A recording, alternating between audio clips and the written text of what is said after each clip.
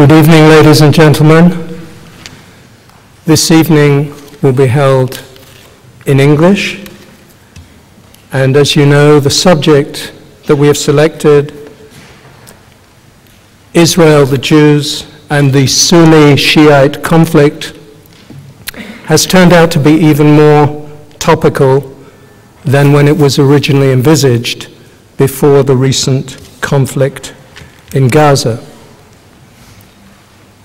This evening has been organized by the Vidal Sassoon International Center for the Study of Antisemitism at the Hebrew University, of which I have the privilege of being the head and director for the last 7 years.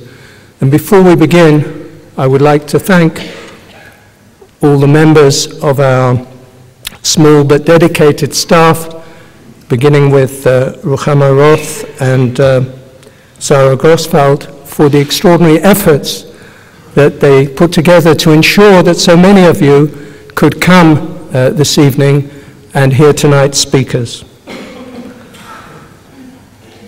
I would also like to make a few comments about the reasons for selecting this particular topic before I introduce the esteemed and eminent members of this panel.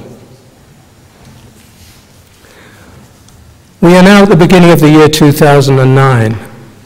We are 30 years on from the Iranian Revolution of 1979, one of the most dramatic and important events of the last century.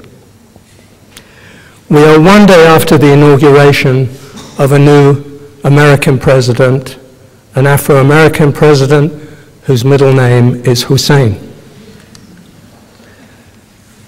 We are just a few days after the end of a 3-week war between Israel and Hamas in Gaza.